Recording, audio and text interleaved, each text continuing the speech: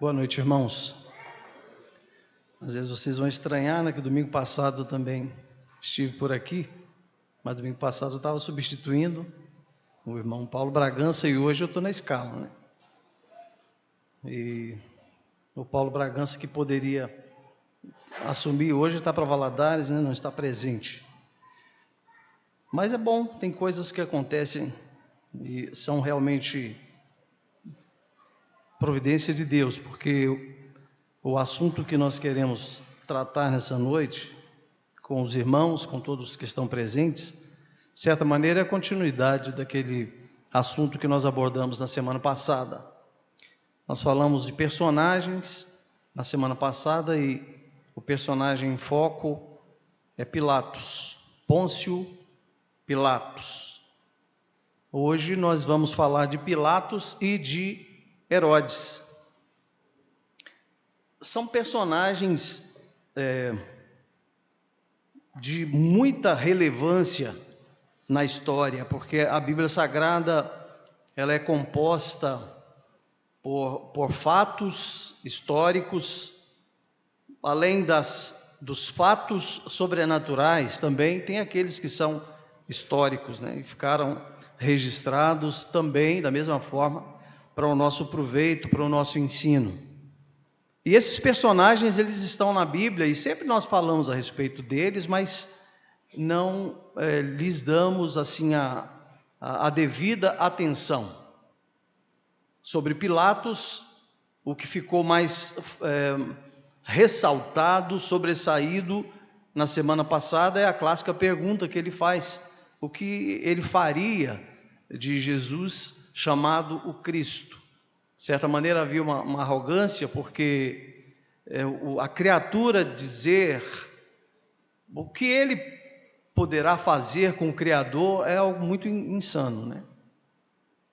Uma criatura como aquela, pensar que tem lugar de fala, tem poder, tem autoridade, embora que qualquer autoridade é instituída por Deus e ele, sem saber, foi uma pessoa colocada por Deus ali de forma específica para realizar aquilo que foi realizado, que nós conhecemos historicamente. Porque esses personagens, como Herodes, por exemplo, vamos falar a respeito dele mais para frente. Herodes é um personagem que passou por vários períodos, vários tempos da história do povo de Israel, naquele contexto histórico daquele período. Porque Herodes não é o nome de uma pessoa, é uma dinastia. E nós vamos ver isso depois.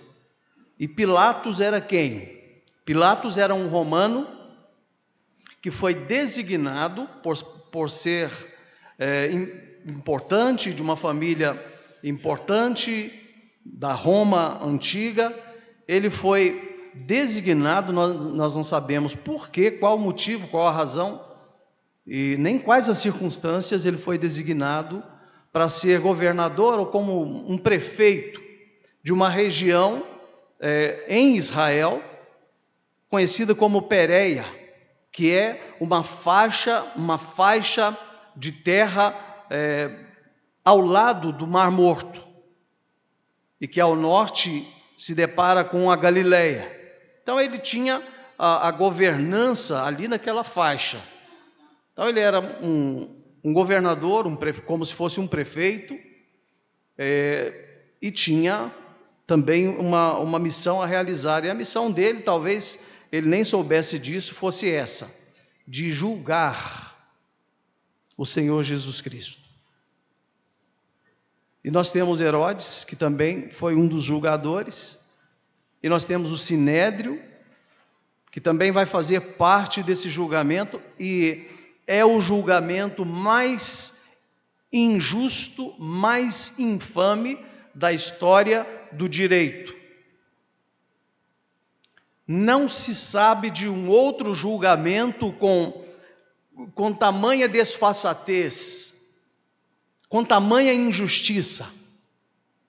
mas isso deveria acontecer, porque já estava escrito a respeito disso. Faltava apenas encaixar os personagens. E na semana passada nós falamos a respeito desse Pilatos e vamos falar um pouquinho mais a respeito dele hoje. Sabendo que ele é de uma família importante em Roma e veio designado para ocupar um governo nas proximidades de Jerusalém, porque esse era o propósito político de Roma. Era conquistar toda a área, toda a região, como realmente aconteceu posteriormente. Mas ainda naquele tempo, eles estavam bem comedidos, né, como que pisando em ovos, porque também não era interessante para Roma, para o Império Romano, no seu processo de expansão, entrar de qualquer maneira e fazer algo, realizar uma intervenção que pudesse prejudicar os seus anseios, os seus propósitos, os seus projetos, porque eles já estavam conquistando praticamente o mundo de então. Eles precisavam de muita estratégia para fazê-lo, e assim eles fizeram, e faziam assim, porque era uma estratégia deles. Eles se aproximavam, controlavam uma determinada região, mas não controlava totalmente, porque o intuito era aos poucos conquistando até o império expandir, como nós sabemos da importância do Império Romano, sobretudo nos dias do Senhor Jesus e para a própria história do nosso Salvador Jesus. Então Pilatos fez parte desta história. E a palavra de Deus nos fala que ele e Herodes eram a parte política desse julgamento, ao passo que o Sinédrio era a parte religiosa do julgamento. Era necessário que a religião, era necessário que a justiça política também julgasse o Senhor. Ele precisava ser julgado em todos os aspectos para que ficasse evidente a injustiça humana e também sobressaísse a sua santidade, né? a sua justiça, que é acrescentada da sua própria misericórdia. Então vamos ver o Senhor Jesus perante o Sinédrio, aí no capítulo 26. Desculpem, vamos para Lucas.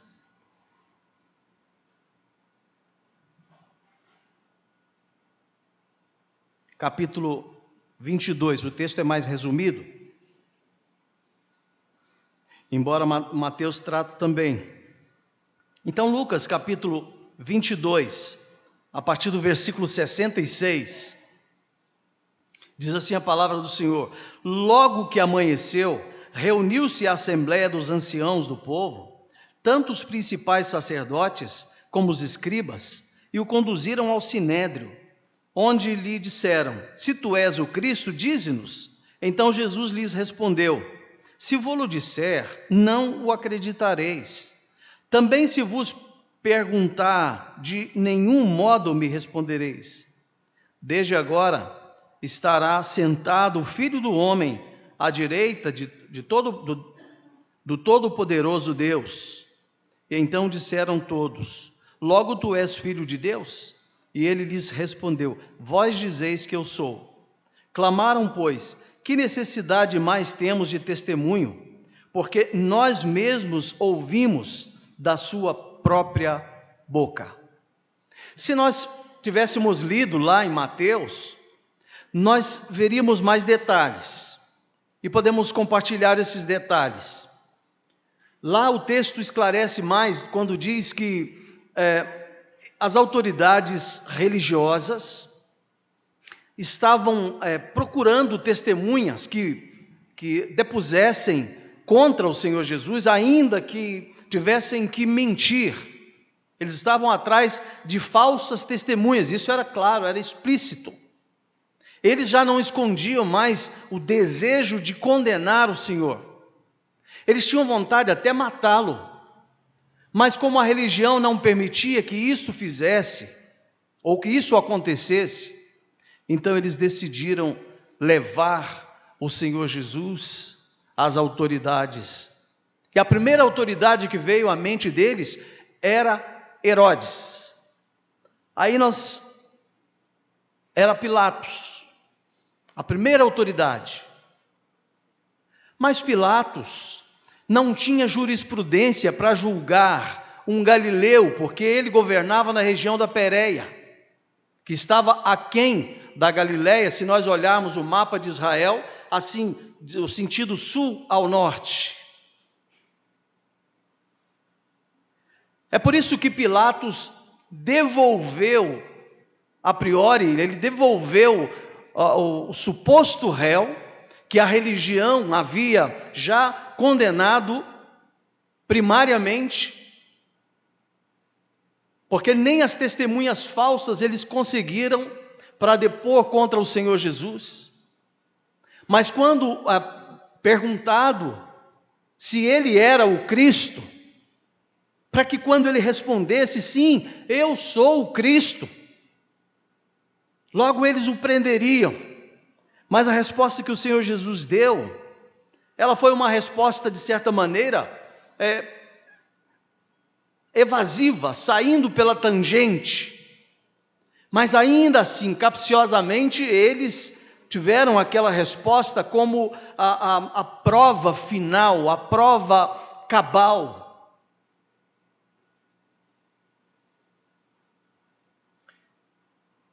As leis de Israel, elas não eram suficientes para condenar o Senhor Jesus. As leis de Israel, elas lhe garantiam o salvo-conduto por causa da sua vida perfeita, da sua vida sem mancha. Então eles não conseguiam, de forma alguma, costurar aquele processo e dar uma sentença. Puderam fazer isso quando forçaram de todas as maneiras. Aí Jesus é levado então perante Pilatos, como nós bem sabemos. E lá perante Pilatos, ele foi devolvido para Herodes, que ao saber, versículo 7 do capítulo 23, que era a jurisdição de Herodes, estando ele naqueles dias em Jerusalém, lhe remeteu. No domingo passado nós falamos a respeito do sonho que a esposa de Pilatos teve, para que ele não interferisse, para que ele não pronunciasse, para que ele não executasse qualquer sentença, porque aquele homem que estava colocado no lugar de réu era inocente. Trazia todas as provas em si mesmo, da sua inocência, da sua lisura, de todo o seu caráter. Não se intrometa, não coloque a sua mão, não faça nenhum movimento, porque muito sofri por causa desse homem. Então Pilatos devolve o Senhor Jesus para Herodes. Irmãos, quando nós estudamos este trâmite, nós encontramos coisas horrendas. Quando nós fazemos a linha cronológica do Getsêmani, da prisão do Senhor Jesus, e nos remetemos até a casa de Caifás, o sumo sacerdote, nesse intervalo de tempo, nós encontramos coisas absurdas. Quando eles forçavam o Senhor Jesus a confessar um crime que ele não havia cometido, a Bíblia diz que eles zombaram dele, eles cuspiram nele, eles o maltrataram de tal maneira, eles o espancaram. Ele não havia recebido condenação ainda. não havia recebido a sentença, não havia transitado o julgamento, mas ele já estava sofrendo a ânsia, a rejeição, a violência dos pecados dos homens contra um homem que não havia pecado.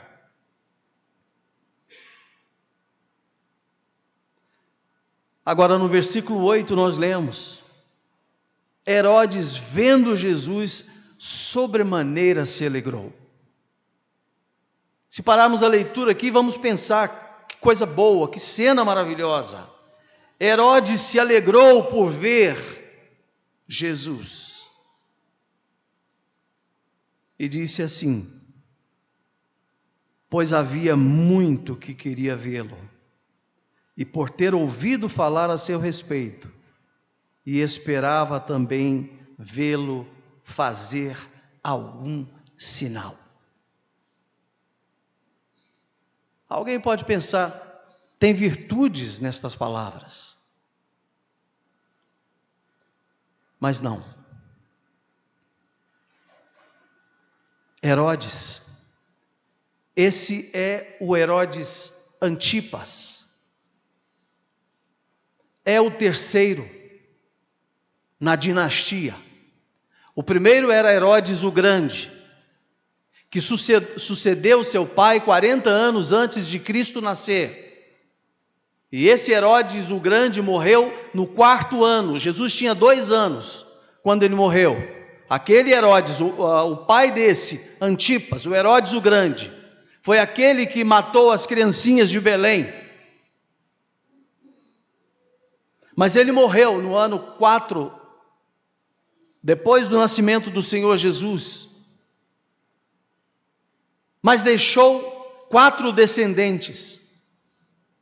Deixou Herodes Arquelau, o que assumiu imediatamente após a sua morte.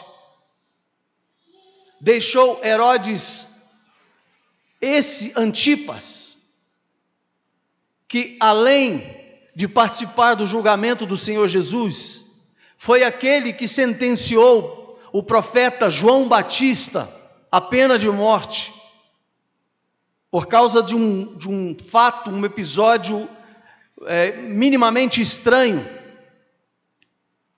Mas tinha uma mulher também, e havia o Filipe II, que não teve expressão nenhuma praticamente, mas estes 4 descendentes de Herodes o Grande reinaram, governaram uma Judéia dividida, fatiada em porções, em partes. Este Herodes Antipas era o governador da Galileia, e por causa de haver jurisprudência em seus ombros, caiu-lhe a responsabilidade de julgar o Senhor. Mas vocês podem observar como que o deboche estava presente. Eu queria te conhecer, mas não porque ele reconhecia ser um pecador, mas eu queria te conhecer por causa dos teus sinais.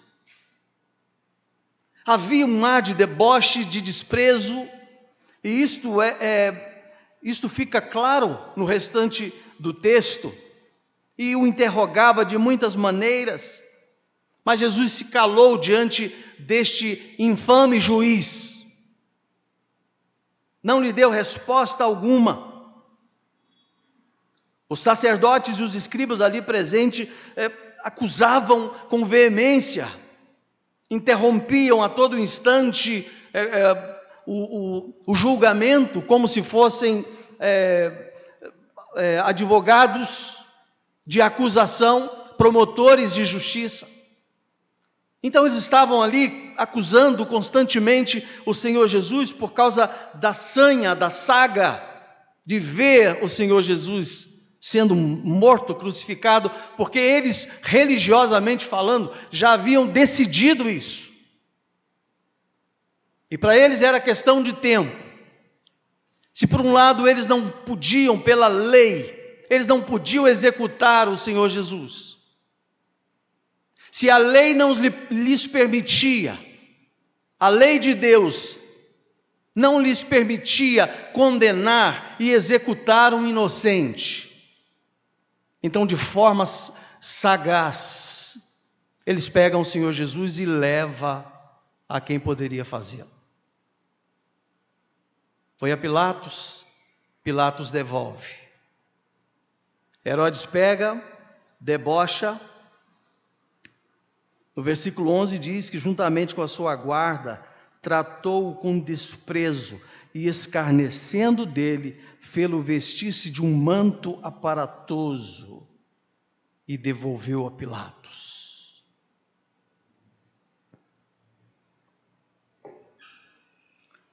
Herodes não se importava com nada. Herodes não tinha satisfações a dar a Roma como Pilatos. Porque a história de Herodes é interessante. Lá no livro de Crônicas, fala quando os descendentes de Edom, ou Esaú, se rebelaram contra Judá e formaram seu próprio reino. E eles ocuparam a região do Neguebe, que é o sul de Israel, e se tornaram desde então independentes do restante de Israel. Nunca mais Edom se juntou a Israel, porque isso se cumpre uma palavra dada pelo seu pai Isaque, lá no livro de Gênesis ainda, quando ele havia desprezado a bênção da primogenitura, e quando ele de alguma forma sentiu que a perda foi demasiadamente grande, ele ainda foi até seu pai para buscar a bênção, e a bênção havia sido outorgada a outrem, não havia duas bênçãos. Então Isaque o dispensou, e ele insistentemente pedindo que o seu pai lhe desse alguma coisa. E a profecia que Isaque deu foi essa: você vai ser servo do seu irmão. E assim foi. Edom serviu a Jacó, ao povo de Israel. Mas quando foi num dado momento, ele se rebelou, se revoltou e se separou e nunca mais se juntou a Israel. E agora nós chegamos no ano 100 antes de Cristo. E encontramos o pai de Herodes o Grande, vencendo os Seleucidas e assumindo o governo com o consentimento do Império Romano, assumindo o governo de Jerusalém. Agora nós temos Esaú, Edom, na figura de Herodes, governando Jerusalém e boa parte da Judéia. Esse Herodes, ele não tinha parte nos propósitos de Deus. Ele não fazia parte das promessas de Deus. Ele não estava debaixo das bênçãos de Deus. E por isso fez o que fez. E por isso gerou os filhos que gerou. E agora nós podemos entender um pouco por que esta rivalidade toda. E quando os sacerdotes e os fariseus e os principais dos sinédrios 70 que compunham o sinédrio perceberam que Herodes não poderia resolver aquele problema, então eles retornaram a Pilatos, porque Herodes não tinha autoridade para matar o Senhor. Essa autoridade fora concedida a Pilatos. Segundo o direito romano, Pilatos tinha o poder da vida e da morte. Ele era designado, ele era uma autoridade que tinha o poder da vida e da morte. O Senhor Jesus precisava ser levado a alguém que tivesse esse poder. E quando Pilatos expõe para o Senhor Jesus juridicamente o que ele representava, a sua autoridade, o seu status era esse, Estava em suas mãos o poder de permitir que alguém vivesse ou que alguém morresse. Então Jesus diz que esse poder só está em suas mãos porque ele foi concedido. Então nós entendemos que ninguém matou Jesus. Ele se entregou. Por mais que eles quisessem fazê-lo, só puderam efetuar, porque ele se entregou. Agora, meu amigo, eu fico a perguntar, se isso não move o seu coração, se isso não lhe toca profundamente, poderíamos falar do inferno, poderíamos falar da eternidade triste, infeliz, de sofrimentos, que também não lhe tocaria o coração. Porque não há maior amor do que esse. Sim, de alguém se oferecer, se entregar. Sabe por quê? Barrabás é o retrato de todos nós. Nós podemos até dizer, na nossa autocontemplação, quando nós começamos a achar que existem méritos em nós, quando nós começamos a pensar que tem alguma parte em nós que não foi manchada, que não foi contaminada pelo pecado, quando começamos a pensar isso, nós não damos o valor devido, mas nós, quando pensamos que Barrabás era a pessoa que me representava. Mas eu não cometi os mesmos crimes de Barrabás, mas cometi outros que ele não cometeu.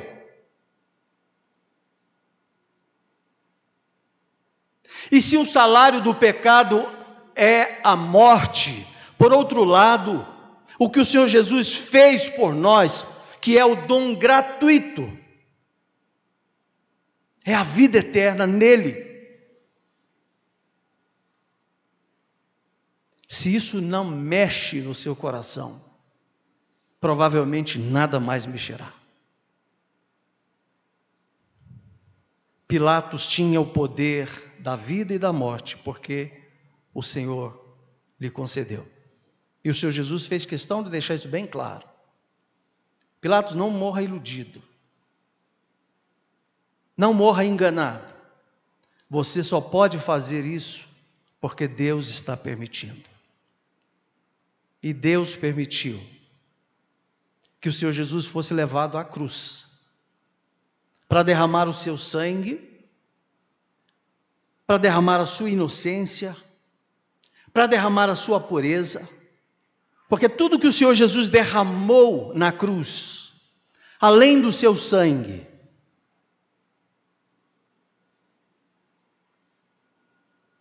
é a herança que Ele nos deu. Podemos tomar posse desta herança. O que o Senhor Jesus conquistou por nós na cruz, Ele nos deu. É levantar a mão, é alcançar, é tomar posse. A salvação é uma dádiva. Barrabás não merecia ser solto, ele merecia ser condenado. Mas recebeu um indulto, recebeu um perdão, porque Pilatos tinha que matar alguém, ou levar alguém à morte. Aquele era um dia de executar alguém como se fosse um sacrifício. No mundo espiritual pode até ser considerado, comparado a um sacrifício. Mas Barrabás não poderia ser sacrificado por ninguém, nem pela sua causa como político que era. Era alguém que armou uma sedição, era alguém que lutava veementemente contra o Império Romano, era alguém que não temia nada e ninguém, não temia nem sequer a morte.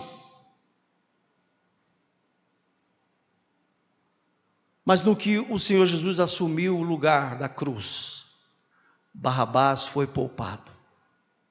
O pecador inconteste foi perdoado. E ele nos representa, ele é figura de nós. Não é muito bom pensar nisso. Mas nós fomos estragados pelo pecado. Se tivesse uma partícula em nós, que não necessitasse do que o Senhor Jesus fez, nós sairíamos ilesos. Nós chegaríamos lá. Teríamos alguma força para chegar lá. Mas como todo o nosso ser foi contaminado pelo pecado, somente a graça do Senhor Jesus e o que Ele fez, a sua entrega, pode realmente nos trazer a salvação que precisamos, a qual não merecemos. Agora Pilatos tem o poder da vida e da morte. Ele está com o Senhor Jesus nas suas mãos. E Pilatos fez o que fez, como nós aprendemos no domingo passado. Agora, como foi o final da vida de Pilatos?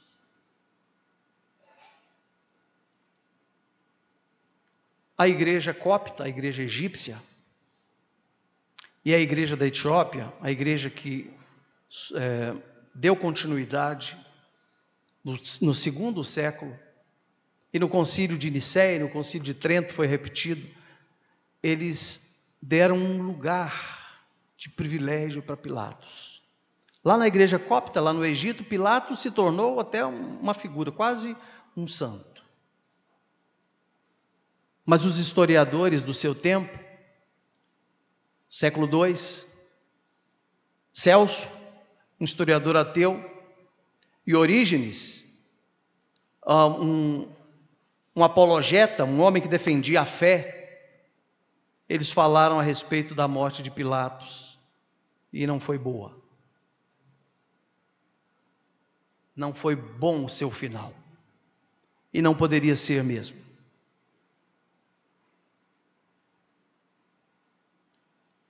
Agora,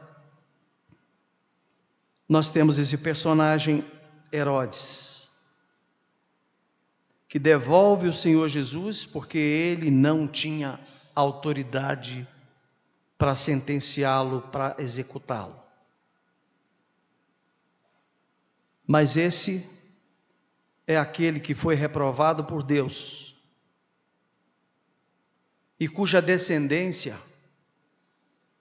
foi pior do que ele, porque os crimes que ele havia cometido, os crimes morais,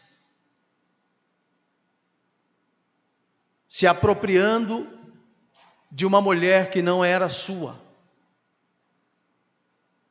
os crimes que ele havia cometido mandando executar o último profeta do Velho Testamento, da Velha Aliança, e agora fazendo o que fez com o Senhor Jesus. O que nós poderíamos esperar da família dele? Ele teve mais 2 reis, o Agripa I, que foi tecnicamente o último rei da dinastia herodiana, e o Agripa II, que morreu no ano 90, o Agripa I morreu no ano, não me foge a memória, 40 da era cristã.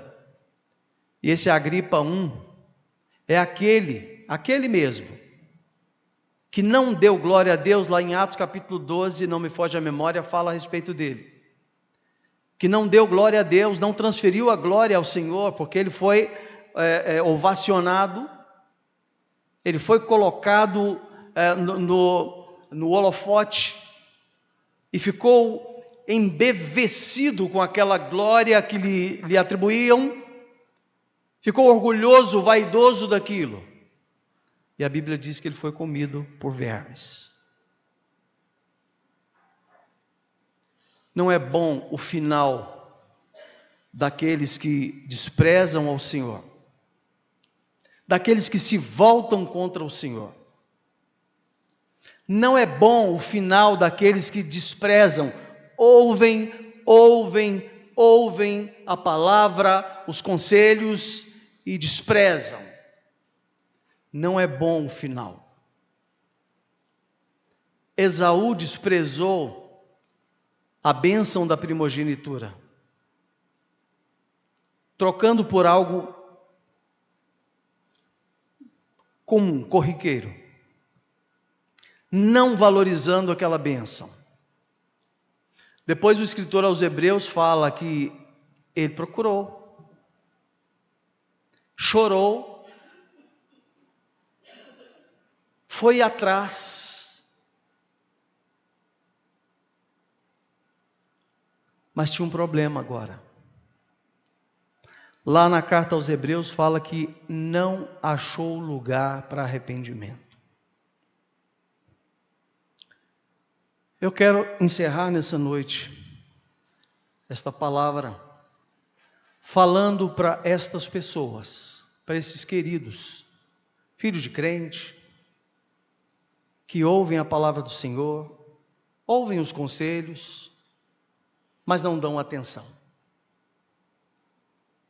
O pecado de Esaú foi o pecado da profanação. Tecnicamente é isso.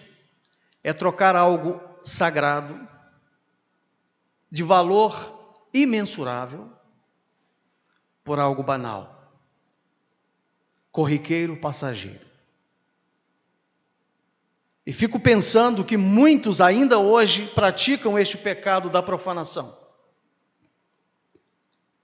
E depois de avisado, o que aconteceu com Esaú é que ele não conseguiu nem querer mais.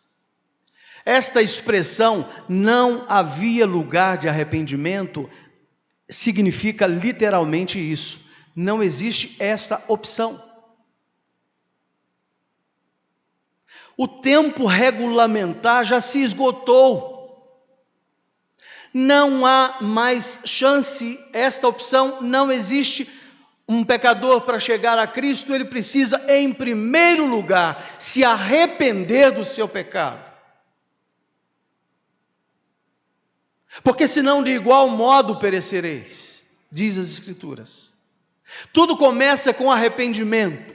O arrependimento é um estado de contemplação, de autocontemplação e reconhecimento imediato da sua incapacidade, do seu demérito em relação àquilo que é mais sagrado. Você não merece, você não poderia estar ali, não é pelo próprio mérito que nós chegamos onde nós estamos. Isso é arrependimento. E qualquer pessoa, para ser salva, precisa passar por esse momento. E aí as demais coisas, o Espírito de Deus faz acontecer, faz realizar na vida. Mas no caso de Esaú, essa opção estava fora. E eu quero dizer que vai chegar um dia que esta opção estará fora também do seu radar. O dia que o Senhor Jesus vier até as nuvens, ao som de trombetas, em que os mortos ressuscitarão primeiro e depois os que estivermos vivos subiremos ao encontro do Senhor. Se essa oportunidade passar, não há lugar para arrependimento mais.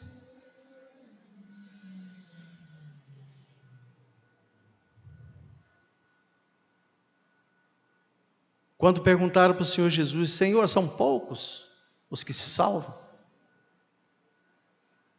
Ele falou para os judeus, porque lá era na força. Para os judeus eles tinham que se esforçar. Para os gentios é crer. Para os judeus, além de crer, eles tinham que se esforçar. Esforçai-vos por entrar pela porta estreita, porque larga é a porta, espaçoso é o caminho que conduz à perdição, e muitos são os que entram por ele. mas o caminho para a vida é estreito. Mas pela fé você pode chegar lá. Você está esperando o quê? Curtir mais? Tem muita gente que não dá conta, não consegue curtir o tanto que gostaria. E perde a oportunidade, porque o tempo que lhe fora dado se esgotou. Eu fico pensando aquele acidente que matou 3 mulheres lá perto de Ipanema, lugar que eu passo quase toda semana. Um bueiro, um viaduto, um bueiro praticamente, foi arrancado e caíram 2 carros lá dentro, morreram 3 mulheres. Deve ter uns 20 dias isso. Se essas mulheres nunca na vida tiveram a decisão por crer no Senhor Jesus, por reconhecer que o Senhor Jesus foi ali espontaneamente, porque Ele tinha um propósito de salvar todo aquele que nele cresce. Essas mulheres morreram muito depressa, numa velocidade que eu não sei mensurar, não estava lá, de noite, com muita chuva, de repente elas caíram naquele buraco. E segundo relatos, ali mesmo elas perderam a sua vida. Não encontraram lugar de arrependimento se não fizeram agora, com vida. Pois nessa noite, Pilatos perguntou o que ele faria de Jesus chamado Cristo. E ele fez o que fez. E Herodes tinha curiosidade de conhecê-lo para brincar com seus milagres.